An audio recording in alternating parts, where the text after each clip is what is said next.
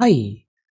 If you think you can, you are right. If you think you can't, you are right. Today is 8th of May 2022. Let us have a quick discussion of all these important topics. See, GS revision class जो थी पहले हम उसको separately एक series में cover कर रहे थे।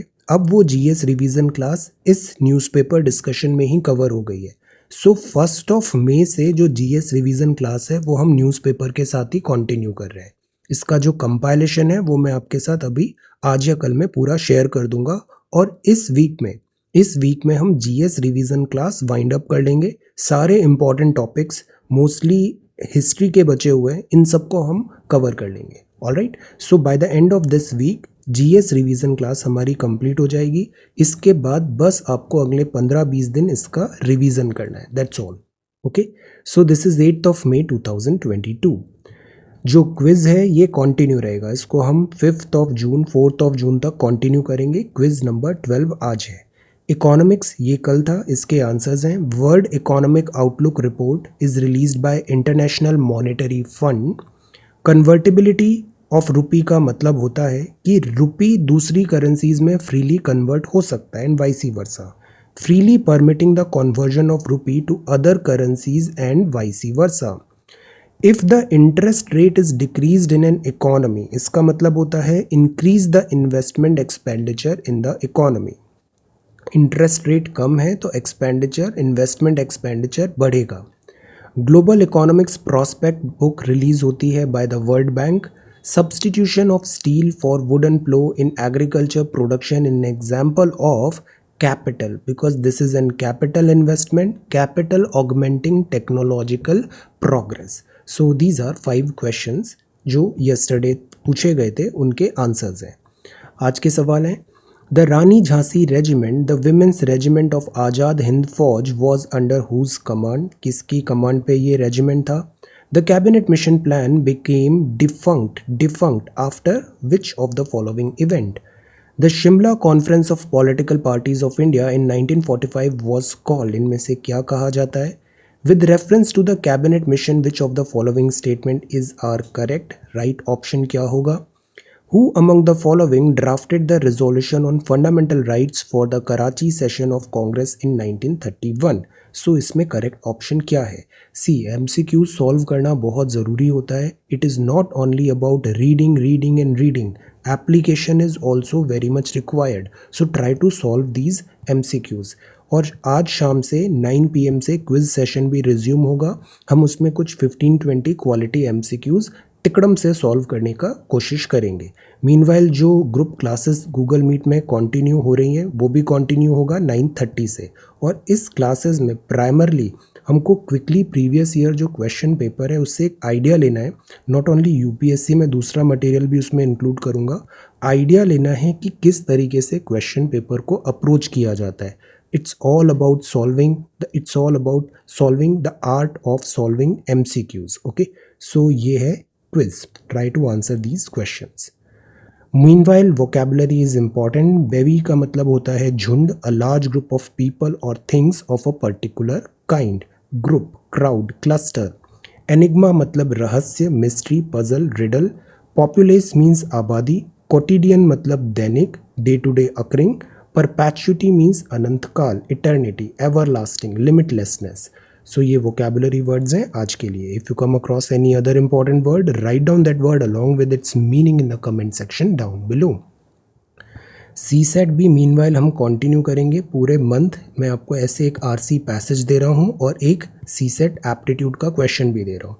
Try to answer these questions. Okay, और जो आंसर राइटिंग है उसमें अभी एक ब्रेक लेते हैं। Most of you are writing prelims this year, so let us take a break. Prelims के बाद हम उसको अगेन फुल थ्रॉटल रिज्यूम करेंगे, बिकॉज मेंस के टाइम पे हमें और आंसर राइटिंग की ज़रूरत पड़ेगी। मीनवाइल जो 2023 बैच के हैं, अगर आपको कंटिन्यू करना है आंसर राइटिंग तो आप मुझे बताओ। इफ़ यू वांट तो मैं उसको फिर से रिज्यूम कर दूंगा फॉर यू। ओके, सो ये है CSAT. Now coming to the Hindu newspaper भी अभी हम एक दिन डिले चल रहे हैं। इस वीक से या नेक्स्ट वीक से I will try to follow the same cycle जो हम पहले फॉलो कर रहे थे। Okay, so this is the Hindu. ये संडे है। UNSC jointly backs peace bid in Ukraine. तो फर्स्ट स्टेटमेंट आया रशियन इन्वेजन, बिकॉज वॉर का मतलब होता है destruction. United Nation Security Council ने डीप कंसर्न्स बताए, maintenance of peace and security necessary है। ये सेक्रेटरी जनरल एंटोनियो गुटेरस ने ये पीसफुल सॉल्यूशन की बात किया। फ्राइडे स्टेटमेंट भी ये था कि अगेन जो यूएन चीफ है उन्होंने भी वॉर वर्ड यूज़ नहीं किया है, कॉन्फ्लिक्ट वर्ड यूज़ नहीं किया है। Russia invasion of Ukraine only recalling all member states have undertaken under the Charter of the United Nations the obligation to settle their international disputes by peaceful means. This is what I always try to tell you कि जो language होती है ना IR में ये बड़ी important होती है। अब देखो ये चीफ का भी स्टेटमेंट है, कितना रिफाइंड या कैलकुलेटेड स्टेटमेंट्स होते हैं, जस्ट लाइक दैट स्टेटमेंट्स नहीं दिए जाते। सो दैट इज़ वाई जो मिनिस्ट्री ऑफ एक्सटर्नल अफेयर्स के जो स्टेटमेंट्स आ रहे थे या फॉरेन मिनिस्टर हमारे जो स्टेटमेंट्स दे रहे थे, प्राइमरली इस एंटायर यूक्रेन क्राइसिस में हमने उसको ही फॉलो किया है। And this is a very mature way to handle such, to cover such type of current affairs. और जो हमारा एग्जाम रिक्वायरमेंट है उसमें ये बहुत अच्छे से फिट इन होता है। Security council spoke with one voice for piece in Ukraine. India ने भी हमेशा यही कहा है डिप्लोमेटिक सॉल्यूशन होना चाहिए। We believe that no solution can be arrived by shedding blood and at the cost of innocent lives. We have emphasized right from the beginning of the conflict that the path of diplomacy and dialogue should be the only viable option. Diplomacy and dialogue should be the only viable option. So India is for dialogues. So this is UNSC and Ukraine. Second जो statement है वो है sedition law need not be revisited, government tells supreme court. 1962 में Kedarnath case में sedition के ऊपर news आया था, सुप्रीम कोर्ट की कॉन्स्टिट्यूशन बेंच ने जजमेंट दिया था और अपहेल्ड किया था validity of the sedition law. क्या कहा था सुप्रीम कोर्ट ने? Must be treated as a binding precedent that has withstood the test of time, centre told the supreme court. तो सेंटर ने अभी एक्चुअली जो सेक्शन 124A है, सेक्शन 124A होता है सेडिशन। सेडिशन मतलब अगर आप कोई एंटी कंट्री एक्टिविटी में, एंटी नेशनल एक्टिविटीज़ में अगर इन्वॉल्व हैं, तो आपके स्पीच से, आपकी एक्टिविटीज़ से अगर वायलेंस हो रहा है, अनटूवर्ड एक्टिविटीज़ हो रही है, सो आपको सेडिशन के अंदर बुक किया जा सकता है। तो ये है सेक्शन 124A। प्रॉब्लम ये आती है कि जो वायलेंस है या फिर सेडिशन है ये वेल डिफाइंड नहीं है। अगर कोई चीज़ वेल डिफाइंड नहीं होती है तो उसमें ग्रे एरिया, मिसअंडरस्टैंडिंग होती है और एट टाइम्स इसका मिसयूजेज होता है। So that is Y continuously ये बात हो रही थी कि सेक्शन 124A जो कि 60 साल पुराना इसका लास्ट वर्डिक्ट आया था, जिसमें गांधी जी तक को बुक कर लिया गया था, क्या इसका 2022 में इंडिपेंडेंट इंडिया 75 ईयर्स हो रहा है, कोई यूटिलिटी है या नहीं है? तो 5 जज बेंच में ये बात जाने की थी, बट गवर्नमेंट ने कहा कि ये डिसीजन ऑलरेडी सेटल्ड हो चुका है 1962 में, there is no point to revisit this sedition law. 5 जज बेंच ने अलाउ किया था section 124A to be the part of Indian Penal Code through though it limited its applicability to activities involving incitement to violence. कई बार आप देखते हो social media में भी भड़काऊ बातें होती है, सेडिशन लग सकता है। इन्वॉल्विंग इंसाइटमेंट टू वायलेंस और इंटेंशन और tendency to create public disorder, cause disturbance of public peace, अगर ये चीज़ें हैं तो सेक्शन 124A में सेडिशन एक्ट के थ्रू कार्रवाई हो सकती है।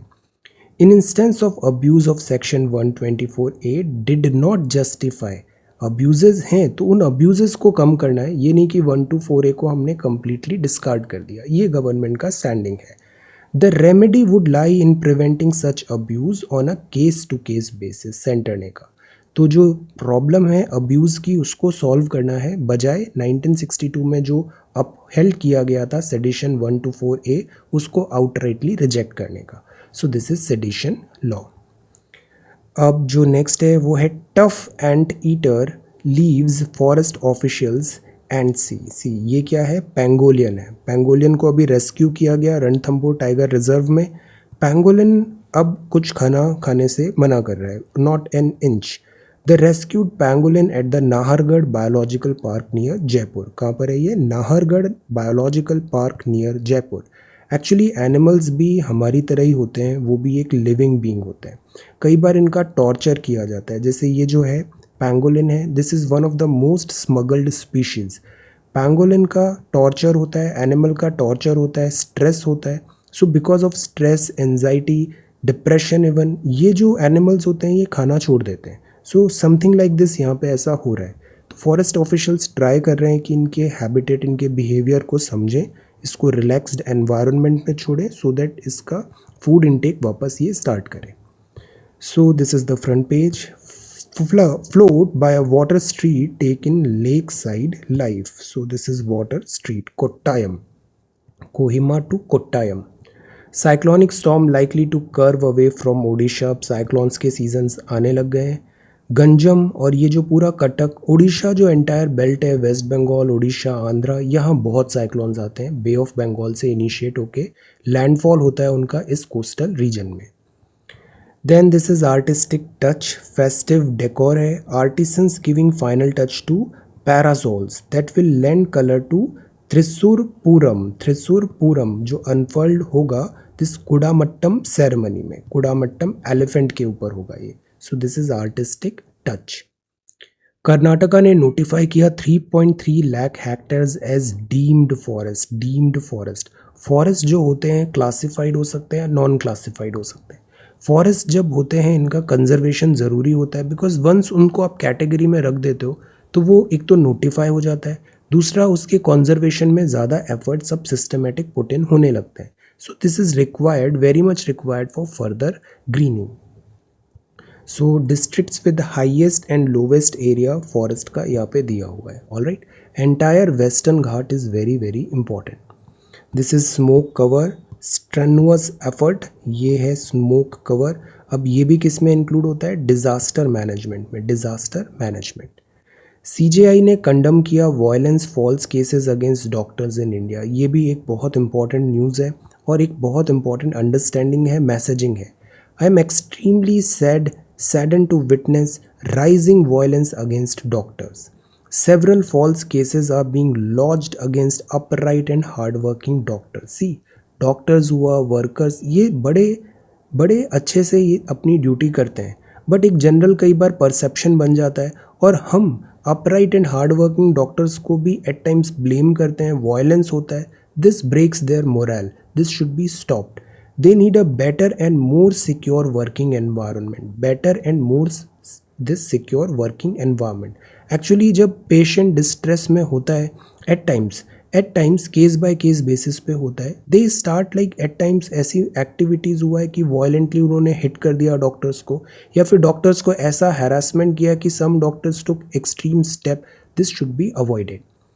तो सीजीआई यहाँ पे कॉम्प्रिहेंसिव गाइड था, atlas of breast elastography and ultrasound guided fine needle cytology, ये को ऑथर्ड है बुक, इसको यहाँ पे रिलीज कर रहे थे। See, the CJI had last year condemned the brutal attack on doctor. Blame करना लाइफ में सबसे आसान काम होता है। Brutal attacks on doctor who had stood like a rock between the COVID-19 virus and thousands of emotionally and physically vulnerable patients confined to isolation in hospital wards during the pandemic. This should not be forgotten. So receiving end for someone else's failure ऐसा नहीं होना चाहिए medical professionals में. We need medical professionals, we need quality medical services. So this is there. Plus violence का तो किसी भी type की कोई जगह नहीं होनी चाहिए. Future wars will employ indigenous weapons, तो दिस इज़ गुड। आर्मी यहाँ पे बोल रहा है डोमेस्टिक इंडस्ट्री को भी स्टेप अप करने की ज़रूरत है, कटिंग एज टेक्नोलॉजी यहाँ पे प्रोवाइड करे। ऐसा नहीं है कि फ़ौज केवल फॉरेन इम्पोर्टेड इक्विपमेंट्स ही लेना चाहती है, but the point is equipments battle ready भी होना चाहिए, वो डिलीवर करना चाहिए, वॉर टाइम डिलीवर करना चाहिए, वहाँ हम कॉम्प्रोमाइज़ नहीं कर सकते। तो दैट इज़ वाई जो हमारा इंडिजीनस वेपन्स है, मैन्युफैक्चरिंग है, वो भी अपना स्टेप अप करे। इंटरनेशनल मार्केट में जो लेटेस्ट एंड ग्रेटेस्ट इक्विपमेंट्स हैं उनके साथ मैच कराना ज़रूरी है, because this is not something कि हमें इंडिजीनस लेना है बट हम फिर उसके चक्कर में कॉम्प्रोमाइज्ड वेपन्स लेने लग जाएँ, इससे तो हमारी फ़ौज कॉम्प्रोमाइज्ड हो जाएगी। No, we want indigenous weapons, but indigenous weapon manufacturers should also step up their game. Domestic LPG cylinder hike हुआ है 50 रुपी। सुप्रीम कोर्ट की फाइनली फुल स्ट्रेंथ हो रही है 34 जजेस की। Then COVID-induced break upset the rhythms of tribal dancers in Odisha. So this is there, not in step. Adivasi Mela Bhubaneswar on April. Covid death count of WHO flawed है, bid to tarnish India. India ने यहाँ पे ये statement दिया है this health minister में. हमारी official line भी यही होगी बिकॉज गवर्नमेंट ऑफ इंडिया ने ये बोला है. जो WHO का डेटा है इसमें भी इरेगुलरिटीज़ हैं. डेटा एक्चुअली नहीं है, this is more like a mathematical projection यहाँ पे किया है, एक्स्ट्रापोलेशन किया है कि किस तरीके की टेंडेंसी हो सकती है. ग्राउंड जो डेटा है वो यहाँ पे अवेलेबल नहीं है. सो दैट इज़ वाई इसकी क्रेडिबिलिटी पे सवाल उठ रहा है. Supreme Court seeks government view on making sports a right. अब आप बताओ, स्पोर्ट्स एक राइट होना चाहिए, फिजिकल लिटरेसी मिशन होना चाहिए. स्पोर्ट्स ऐसी चीज़ होती है जो हमें लाइफ के लिए प्रिपेयर कराती है. ये हमें लाइफ में जीतना सिखाती है, लाइफ में हारना भी सिखाती है. वरना सम पीपल आर सोर लूज़र, वो हारते हैं तो वो बहुत गलत हो जाता है. ऐसा नहीं होना चाहिए. जो हार और जीत है पार्ट ऑफ लाइफ है. तो विनिंग एंड लूजिंग दोनों पार्ट ऑफ लाइफ है. तो sports is very much required. Physically ये हमें स्ट्रॉन्ग बनाता है, कॉम्पिटिटिव बनाता है, emotionally everything. Sports is very much required. So that is why इसको आर्टिकल 21 के अंदर रख रहे हैं which should be there. Article 21 right to life में स्पोर्ट्स को एक राइट बना दें. फिजिकल लिटरेसी हो, ये चीज़ रिक्वायरमेंट है. ओके, सो इस पर अभी रिपोर्ट मांगा गया है, let us see. Then this is boat house can be rented, adequate space है यहाँ पे. Then this is omicron. Omicron severe है वायरस नाइव अनवैक्सीनेटेड पीपल में, omicron. Then this is meat का सब्सटीट्यूट. एक्चुअली जो मीट इंडस्ट्री है ये बहुत एनर्जी बहुत ज़्यादा है यहाँ पे, एनर्जी रिक्वायरमेंट हाई है. देन मीट से ग्लोबल ग्रीन हाउस गैसेस में भी कंट्रीब्यूशन होता है. So for some time we are trying कि ये जो मीट है ये एनिमल के बजाय क्यों ना हम लेबोरेटरी में बनाएं, लैब मेड मीट बनाएं. तो ग्लोबल बीफ कंजम्पशन इतना है. एक्चुअली ये पूरा इकोसिस्टम चलता है, एनिमल्स रखने होंगे, उनका रिक्वायरमेंट होगा. तो टोटलिटी में ये जो मीट इंडस्ट्री है ये बहुत ज़्यादा पॉल्यूटिंग हो जाती है. सो क्यों ना हम इसको लैब मेड मीट में कन्वर्ट करें, सब्सटीट्यूट करें. ऐसी बातें यहाँ पे चल रही है. Then this is porcine virus. Pig heart है. जो एनिमल के ऑर्गन्स हैं वो ह्यूमंस में लगाने की बात थी. हमारे जो बॉडी ऑर्गन्स हैं वो पिग से बहुत ज़्यादा रिजेंबल करते हैं. सो पिग का हार्ट ट्रांसप्लांट ह्यूमन में ट्राई किया, वो फेल हो गया बिकॉज ऑफ दिस वायरस. अभी इसमें और इवोल्यूशन और ज़्यादा रिफाइनमेंट रिक्वायर्ड है. It's a Pulsar. एस्ट्रोनॉमर ने डिस्टिंक्ट गैलेक्सी फाइंड किया है, extra galactic Pulsar ever seen. Pulsar ना ये रेडियो सिग्नल सेंड करता है, सेलेस्टियल ऑब्जेक्ट है, सर्कुलर पोलराइज्ड लाइट सेंड कर रहा है. अब इसके थ्रू हम यूनिवर्स को समझने की कोशिश करते हैं. This is risky research. USA में क्या बात चल रही है कि पैथोजेंस क्या होते हैं, डिसीज़ कॉजिंग एजेंट्स होते हैं. तो जैसे आपने चाइना का वुहान वायरस देखा था, वुहान लैब देखा था. अभी इट्स नॉट कन्फर्म कि वो चाइना लैब मेड है या नहीं, बट वुहान लैब जो थी यहाँ पे R&D हो रहा है, वायरसेस को स्टडी कर रहा है. और यहाँ पे डेडली वायरस सेफ में रखे जाते हैं for research purposes. At times ये जो डेडली वायरस हैं वो रिलीज़ हो जाते हैं पब्लिक में. सो ये एक रिस्की रिसर्च है. यहाँ और प्रॉपर वेटिंग होनी चाहिए, सेफ्टी एंड प्रोटोकॉल जो यहाँ है फॉलो होना ज़रूरी है. Surface tension aids left right symmetry. Water droplet होती है वो सर्कुलर क्यों हो जाती है, बिकॉज ऑफ सरफेस टेंशन. हमारी बॉडी भी है. अगर आप यूनिवर्स को देखो, नेचर को देखो, nature loves symmetry, nature loves balance, nature loves symmetry, nature loves balance. अब देखो सिमेट्री होती है, जैसे लेफ़्ट और राइट सिमेट्री है तो वो हमें ज़्यादा सूदिंग लगता है. Surface tension aids left right symmetry, ऐसा एक जीब्रा फिश के एम्ब्रियो से उन्होंने डिटरमाइन किया. ये टॉपिक इंपॉर्टेंट है. This is about La Nina, El Nino La Nina. देखो यही चीज़ याद रखनी है. ला नीना का मतलब होता है ज़्यादा बारिश होगी इंडिया में. अल नीनो का मतलब होता है कम बारिश होगी. पॉजिटिव इंडियन ओशन डायपोल मतलब ज़्यादा बारिश India, negative Indian ocean dipole मतलब कम बारिश इन इंडिया. अब ये है ला नीना. ला नीना में भी हमने कोल्ड करेंट्स, वार्म करेंट्स पढ़े हैं. ये साउथ अमेरिका है. यहाँ साउथ अमेरिका में यूजुअली क्या चलता है, पेरुवियन करंट चलता रहता है, Peruvian current. But at times ये जो करंट होता है ये चेंज हो जाता है, रिप्लेस हो जाता है. एंड बिकॉज ऑफ दैट पूरे वर्ल्ड का जो क्लाइमेटोलॉजी है वो इम्पैक्ट होता है. तो एक अल नीनो है और ला नीना है. ये दोनों ऑपोजिट होते हैं। अल Nino La Neena just opposite होते हैं। तो जब अल नीनो आता है मतलब ये जो करंट है जो यूजुअली कोल्ड करंट है, ये वार्म करंट में कन्वर्ट हो जाता है। वार्म करंट अगर आता है साउथ अमेरिका में इस साइड पे पेरुवियन कोस्ट और इधर चिली तरफ, तो यूजुअली यहाँ पे कोल्ड करंट रहता है। वार्म करंट आते ही यहाँ पे एटमॉस्फेरिक इनस्टेबिलिटी होती है और बारिश होती है यहाँ पे। तो यहाँ तो बारिश होती है, बट इसका ओवरऑल इफेक्ट ये होता है कि इंडिया में उस टाइम पे ड्रॉट लाइक सिचुएशन हो जाती है, मानसून वीक होता है। जब ला नीना आता है तो यहाँ जो यूजुअली कोल्ड करंट है वो और ज़्यादा कोल्ड करंट यहाँ पे फ्लो होने लग जाता है। तो यहाँ पर और ज़्यादा this lesser drier region, dryness ज़्यादा हो जाती है यहाँ पे। बट इसका इम्पैक्ट ये होता है कि इंडिया में बारिश ज़्यादा होती है। तो ये अल नीनो ला नीना का बेसिक कॉन्सेप्ट होता है। अब ये जो फिनोमिनन है ये सब सी सरफेस टेम्परेचर पे बेस्ड है। अगर ला नीना विंटर में आता है तो नॉर्थ साउथ प्रेशर जो पैटर्न है सेट्स अप ओवर इंडिया, और ये इन्फ्लुएंस करता है ट्रेड विंड्स को, जिससे आती है rains. But because La Nina peak नहीं हुआ, ला नीना स्ट्रॉन्ग नहीं हुआ, तो sea surface temperature continue to be cold and this drove hot westerly winds and blast of hot air from the Middle East into Pakistan and India। तो this is the reason. Actually हम समझने की कोशिश कर रहे हैं कि India में इस बार इतनी हीट वेव क्यों आ रही है, अप्रैल के टाइम पे इतना वार्म क्यों हुआ। तो एक तो ये फैक्टर हो गया। प्लस इसके अलावा एक और क्या होता है, वेस्टर्न डिस्टर्बेंसेस होते हैं। वेस्टर्न डिस्टर्बेंसेस मॉइस्चर लाते हैं मेडिटेरेनियन रीजन से और इंडिया के नॉर्थ वेस्ट पार्ट में बारिश कराते हैं विंटर में। अगर इस बार ये स्ट्रॉन्ग बना नहीं, ड्यू टू ला नीना ये टेम्परेचर डिफरेंस एब्सेंट था, तो वेस्टर्न डिस्टर्बेंसेस भी टाइम पे नहीं आए। Western disturbances actually heat wave में एज अ बैरियर वर्क करते हैं, ब्रेक लगा देते हैं। वो ब्रेक लगा नहीं। तो ये दो रीज़न है प्राइमरली कि इस बार हीट वेव इतनी ज़्यादा इंटेंस क्यों दिख रही है इंडिया में। देन दिस इज ओमिक्रॉन का लाइनेज है। Can hearing loss due to ageing be reversed, ageing and losses. Then this is FAQ। First FAQ है फूड लेबलिंग। फूड लेबलिंग क्या होता है, ये जितने भी है ना, डू नॉट वरी, इसको मैं सब नोट्स में यहाँ पे अच्छे से लिख देता हूँ। All you have to do is listen. जब मैं बता रहा हूँ तो केयरफुली लिसन, देन इस PDF को एक बार रिवाइज कर लो, दैट्स ऑल। जैसे ये फूड लेबलिंग है, FSSAI ने एक ड्राफ्ट रेगुलेशन किया कि फूड पैकेट में जो भी आइटम है, सॉल्ट, शुगर, फैट, उसको वहाँ पे उसका कंपोजिशन आप लिखो। लोगों को पता होना चाहिए एक्चुअली वो क्या खा रहे हैं, तो ये कंपोजिशन वहाँ पे लिखना चाहिए, इंग्रेडिएंट्स लिखना चाहिए।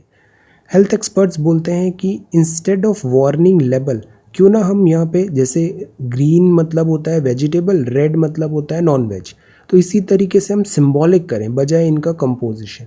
लेमन को क्या समझ में आएगा सॉल्ट 10 ग्राम है, 20 ग्राम है, 15 ग्राम है, बट अगर वहाँ इंडिकेटर होगा कि this is risky, this is less risky, this is healthy, तो ये कलर कोडेड ज़्यादा इजीली समझ में आएगा वार्निंग। तो हमें वो करना चाहिए क्योंकि ये एक्चुअली में ऑल्टर कर सकता है कंज्यूमर बिहेवियर। अदरवाइज नो बडी टेक्स, इतना बॉदर कोई नहीं करता है कि वो इंग्रेडिएंट पढ़ने लगेगा कि क्या है क्या नहीं है। Most people don't. So mortality जो है वो बढ़ी है पिछले कुछ टाइम पे। Communicable, maternal, neonatal, nutritional diseases has decline. Mortality due to this has decline. India's population is living longer, but non-communicable diseases, injuries are increasing, contributing to the overall disease burden।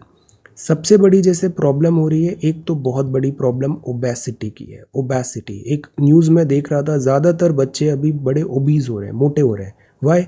Because physical activity है नहीं, दिन भर gadgets में काम करना है, outdoor activities है नहीं, प्लस जो फूड है, फूड अभी इतना अच्छा हो गया है कि बस जंक फूड पे रिलाई कर रहे हैं, तो ऑब्वियसली ओबेसिटी आएगा। और ओबेसिटी आएगा तो कम एज में भी से ग्लूकोज, दिस डायबिटीज़ इश्यूज़ हो रहा है, हाइपरटेंशन हो रहा है, ये सारी चीज़ें हो रही है।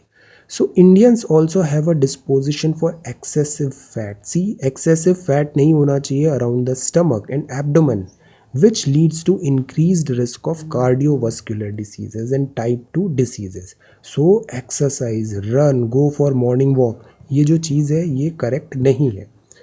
शुगर कम करें, ज़्यादा शुगर नहीं होनी चाहिए, सॉल्ट कम करें, नमक नहीं होना चाहिए, फैट नहीं होना चाहिए। ये बेस्ट वेज हैं to prevent and control non communicable diseases. कोविड-19 के बाद कोविड जितनी बड़ी प्रॉब्लम नहीं हुई, उससे ज़्यादा प्रॉब्लम ये हो गई है। लॉकडाउन में सब घर पे they were hardly doing any physical activity, और ये दो चीज़ें काफ़ी राइज हुआ है for past some time. So sugar salt थोड़ा कम, फैट थोड़ा कम, एक्सरसाइज आउटडोर एक्टिविटी थोड़ा ज़्यादा, food labelling. Then this is about what are India's plans to avert a wheat crisis. Ukraine crisis से क्या हुआ कि वर्ल्ड में वीट का प्रोडक्शन हैम्पर हुआ.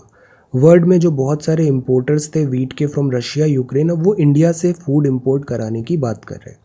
जैसे कि हुआ इजिप्ट, जैसे कि हुआ टर्की, इवन अफ्रीकन नेशंस भी हैं. अब इंडिया सेकेंड लार्जेस्ट प्रोड्यूसर है wheat in the world. China top है, because wheat primarily temperate crop है, टेम्परेट. तो तभी आप देखो वीट चाइना में टेम्परेट क्लाइमेट ज़्यादा है तो चाइना में एडवांटेज है. इंडिया में भी नॉर्दर्न साइड वीट ज़्यादा हो रहा है, टेम्परेट क्रॉप है ये. रशिया थर्ड लार्जेस्ट है, यूक्रेन एट्थ लार्जेस्ट है, बट कंबाइंड अगर रशिया यूक्रेन को करें तो वीट का शॉर्टेज हो सकता है. अर्ली समर्स आ रहे हैं, सीजन्स चेंज हो रहे हैं, तो इससे फूड क्रॉप इल्ड कम हुई है. स्टॉक्स जो हैं वो फार्मर्स ने हेल्ड किए. इस अब क्या होता है, स्टॉक पाइलिंग होती है, काला बाजारी भी होती है. उनको लगता है आगे महंगाई और बढ़ने वाली है तो वो होल्डिंग करने लग जाते हैं. जब प्राइस राइज होगा तब बेचेंगे, तो इससे और प्राइस राइज होता है, प्रोडक्शन कम होता है. रशिया यूक्रेन क्राइसिस है तो इसराइल, इजिप्ट, तंजानिया, मोजाम्बिक सब ने इंडिया का वीट डिमांड किया है.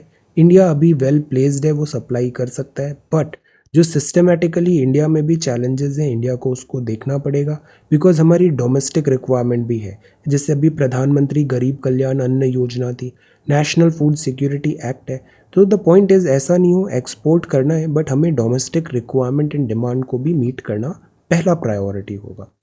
तो फार्मर्स अभी बेनिफिट में रहेंगे, प्रोडक्शन का अभी और थ्रॉटल होना चाहिए, फुल थ्रॉटल, और डिमांड जो है वो भी दिस राइज होगा इंडियन वीट का. तो ग्लोबल सप्लाई चेन अभी नॉर्मलसी नहीं आनी है, इंडिया के पास अपॉर्चुनिटी है वीट एक्सपोर्ट वो बढ़ाए. ये guardian of European Union strategic autonomy है Ursula von der Leyen. This is European bureaucrat. अभी इंडिया विजिट था आपका.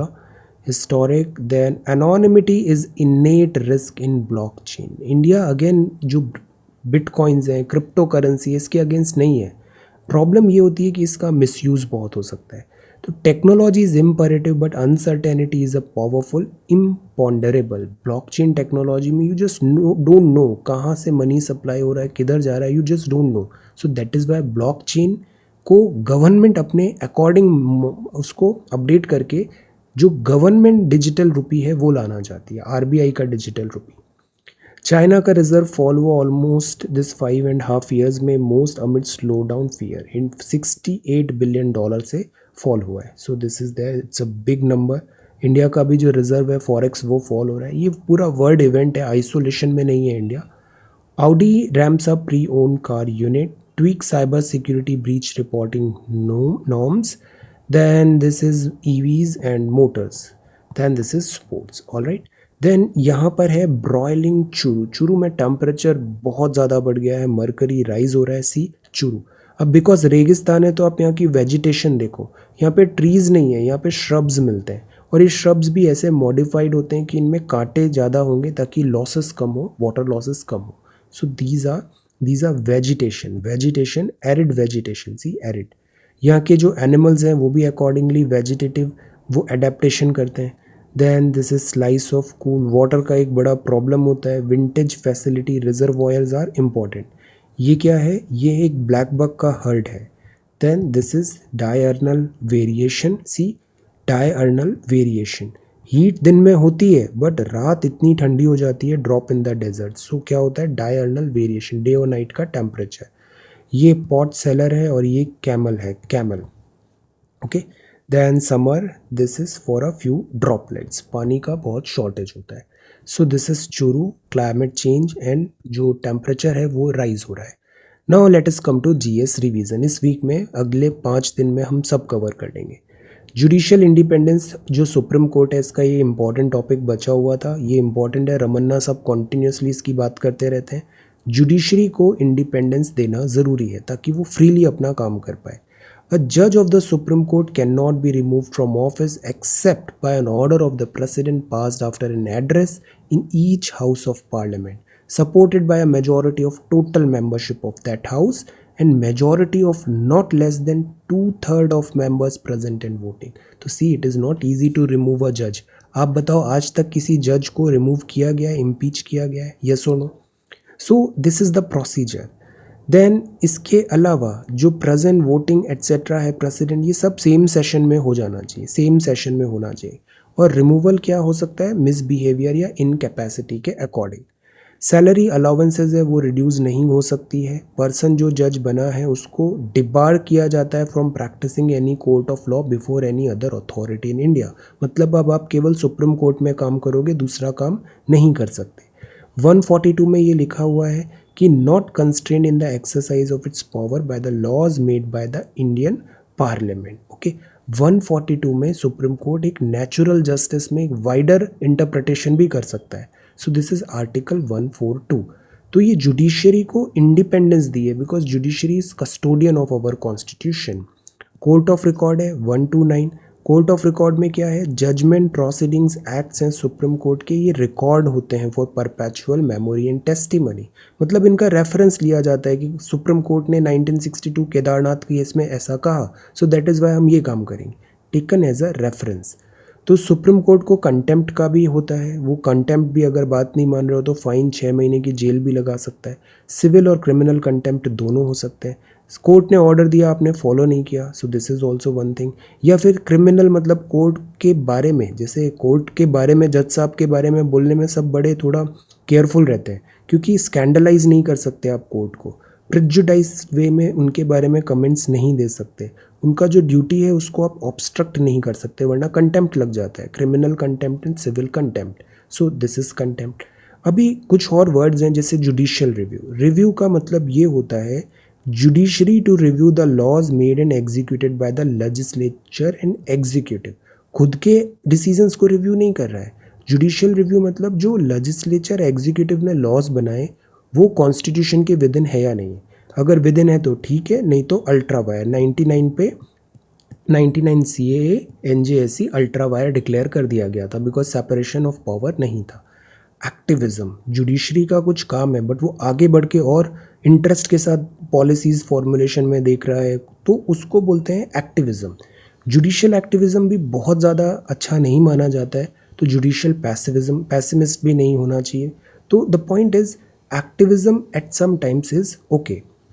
जुडिशियल ओवर रीच हो जाती है. अगर टू मच ऑफ एक्टिविज्म है तो जुडिशरी एग्जीक्यूटिव के डोमेन पे एनक्रोचमेंट कर रही है, नॉट एक्सेप्टेबल.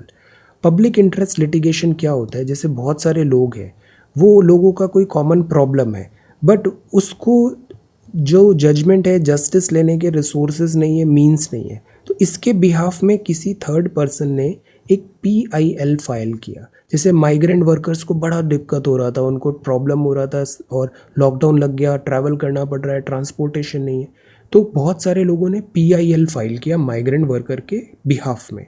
तो जिसको बोलते हैं पब्लिक इंटरेस्ट लिटिगेशन. तो इसमें क्या होता है कि interest of the public at large involve है, तो कोर्ट में any individual group of person एक रिट पिटीशन फाइल कर सकता है PIL के थ्रू. तो इसको पब्लिक इंटरेस्ट लिटिगेशन बोलते हैं. तो जो इम्पोर्टेंस है, कोई इम्पोर्टेंट मुद्दा है, उसको कवर करने के लिए आप PIL यहाँ पे फाइल कर सकते हैं.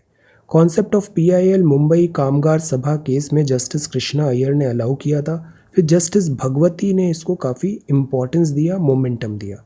तो रिट पिटीशन जो है, petition in the form of PIL filing counter में डेल्ट होगा alike any other writ petition, और इसको फिर कोर्ट अंडरस्टैंड करेगी. जैसे माइग्रेंट वर्कर क्राइसिस में कोर्ट ने फिर ऑर्डर्स दिए कि इनको ट्रांसपोर्टेशन प्रोवाइड किया जाए, इनको फूड प्रोवाइड किया जाए. तो this is public interest litigation, PIL. Judicial overreach, judicial activism, judicial review, और कोर्ट ऑफ रिकॉर्ड है और जुडिशियल इंडिपेंडेंस है. पार्टिकुलेट मैटर क्या होता है, ये बहुत कॉमनली हम देखते हैं. जैसे दिल्ली में जब भी कंस्ट्रक्शन एक्टिविटी हो रही है, पार्टिकुलेट मैटर आ जाते हैं. डस्ट क्या है, डिफरेंट साइज के डस्ट के पार्टिकल्स हैं. मोटर व्हीकल से हो सकते हैं, पावर प्लांट, टेलीफोन लाइन, ये कण हैं, छोटे छोटे कण हैं, डस्ट पार्टिकल बोलते हैं. ये भी पॉल्यूशन कराते हैं, particulate matter. Smoke obviously polluting होता है. स्मोक बनता है combustion of coal and wood से, coal and wood. Okay, so this is smoke. धुआं होता है, ये भी बड़ा फाइन पार्टिकल होता है, नॉट गुड। रेस्पिरेटरी डिसीजेज होती है स्मोक से। सूट, तो इसीलिए पहले जो किचन है, किचन में जैसे लकड़ी जला के विमेन अगर खाना बना रही थी, तो इसीलिए एक स्कीम आया है जिसमें एलपीजी सिलेंडर देने की बात है, ताकि जो किचन है वो स्मोक लेस किचन बन जाए। उस स्कीम का नाम क्या है? स्मोक। सूट क्या होता है? ये जो बाद में कार्बन के पार्टिकल्स बच जाते हैं, तार सस्पेंडेड इनटू द एयर, काले blackish, so that is called suit. Aerosols क्या होता है? ये सस्पेंडेड माइन्यूट पार्टिकल्स होते हैं, डस्ट व्हील होता है। Solar radiation reaching the earth को ये कवर कर लेते हैं, आने नहीं देते हैं, तो ये green house gas effect counter act करते हैं, सनलाइट को एंटर नहीं करने दे रहे। ग्रीन हाउस गैस क्या करती है? इस टेरेस्ट्रियल रेडिएशन को एटमॉस्फेयर से बाहर जाने से रोकती है, और एरोजोल्स उसको आने से रोकता है। So that is Y counter act the green house gas effect. Hedge क्या होता है? ये फाइन डस्ट होती है एटमॉस्फेयर में। मिस्ट क्या होता है? लिक्विड ड्रॉपलेट्स होती है जो कंडेंसेशन ऑफ वेपर के बाद बना। फ्यूम्स में भी गैशियस पार्टिकल होते हैं। तो ये different type of particulate matter है। अब प्राइमरी पॉल्यूटेंट क्या होते हैं? जो डायरेक्टली सोर्स से बने, जैसे SO2, NO, CO, CFC, CO2। Volatile organic compound या एट्सेट्रा कहलाते हैं प्राइमरी पॉल्यूटेंट। Primary pollutant.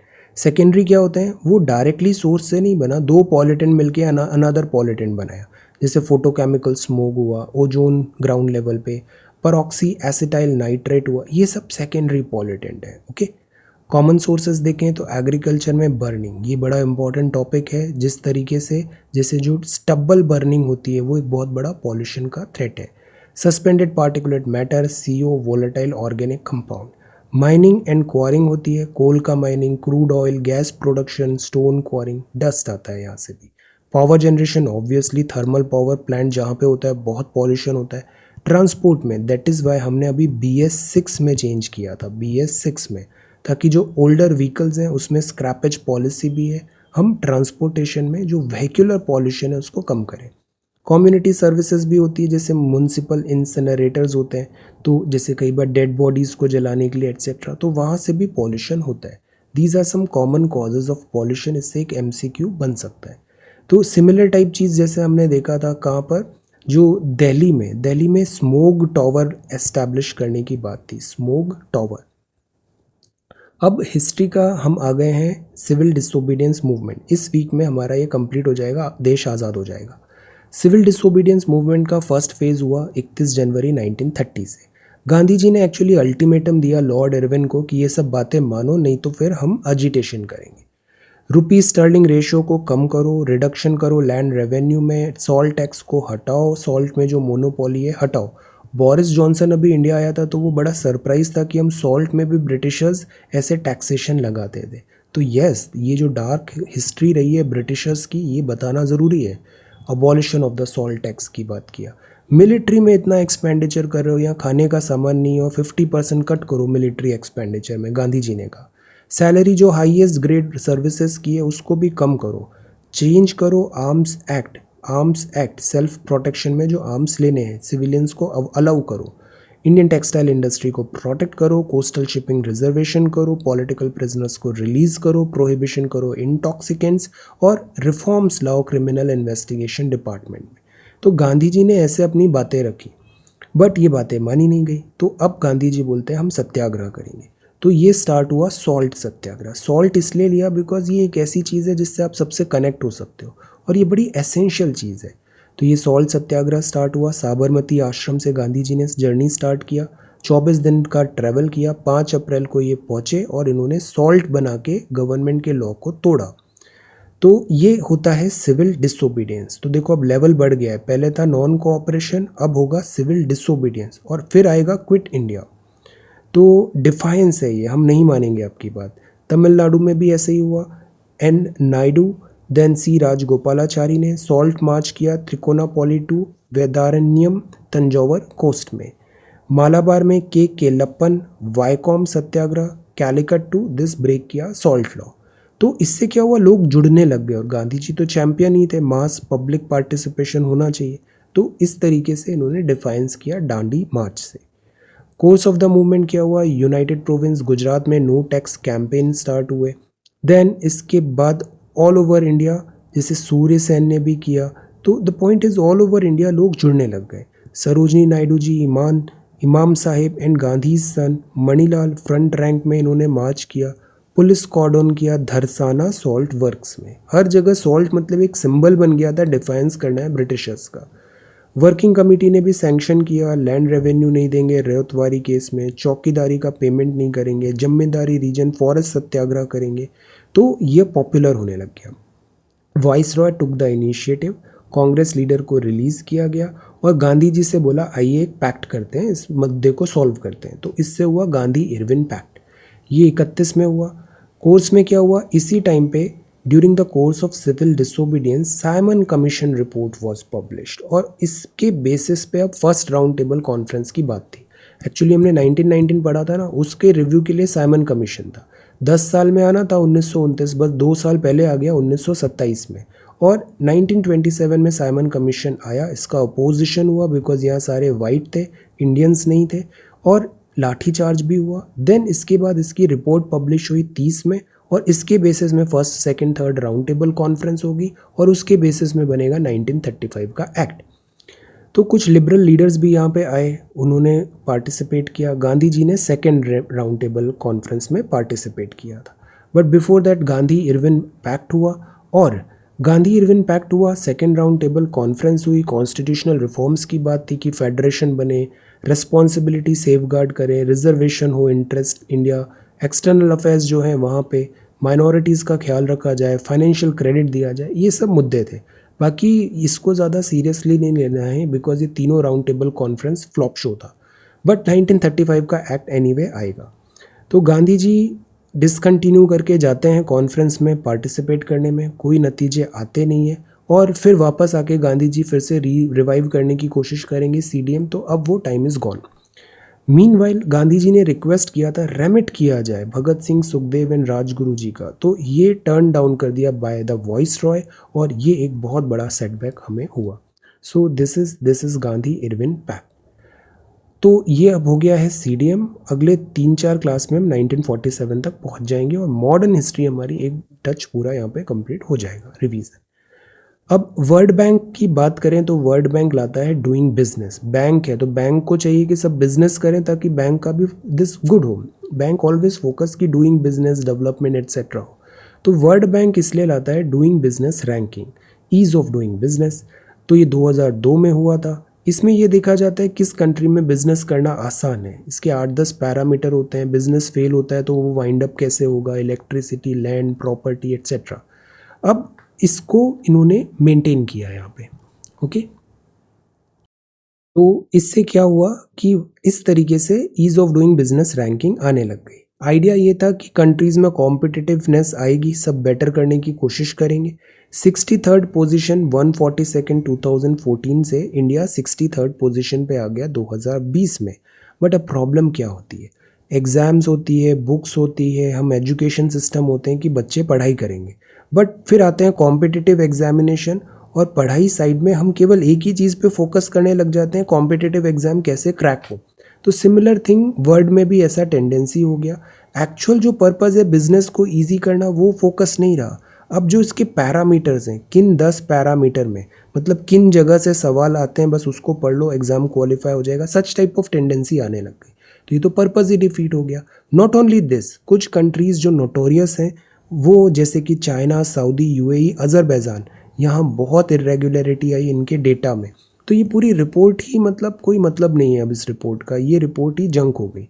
तो इसीलिए ease of doing business report को जंक किया गया, इरेगुलरिटीज़ यहाँ पे आई थी। बाकी वर्ल्ड बैंक का कॉन्सेप्ट बहुत अच्छा था, एक कॉम्पिटिटिवनेस लाएं ताकि सब बिजनेस को बेटर करने के लिए रिफॉर्म्स करें। तो this is their ease of doing business. WTO इस बार बहुत इंपॉर्टेंट है, इससे सवाल आना चाहिए।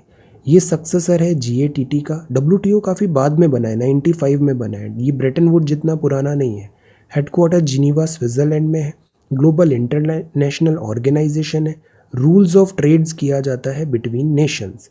1 जनवरी 1995 को बना था, उरुग्वे राउंड नेगोशिएशन के बाद कंप्लीशन। 164 मेंबर 2016 में थे। 98% ऑफ द वर्ल्ड है, ये नाम याद रखना है, ये आ सकता है एनगोजी ओकोंजो इवेला, आप अफ्रीकन हैं और women first current director general हैं अभी। फर्स्ट विमेन है, first African to become WTO director general. Goal क्या है? ट्रेड को आसान बनाओ, व्यापार को आसान बनाओ, जो बैरियर्स हैं उसको दूर करो, वर्ल्ड ट्रेड ऑर्गेनाइजेशन। और इसकी रिपोर्ट कौन सी होती है? World trade report, world trade statistical review. Okay, मैं इसका कंपाइलेशन इन सारे रिवीजन क्लास का शेयर कर रहा हूँ, इसको एक बार क्विकली गो थ्रू करना, ये आपको बहुत यूजफुल होने वाला है। ओके, इसमें सारे सेलेक्टिव इंपॉर्टेंट टॉपिक्स जो हैं, हाई यील्डिंग, फ्रिक्वेंसी ज़्यादा, उनको हमने कवर किया है। Alright, so thank you so much for watching this video. Take care, study well and be safe.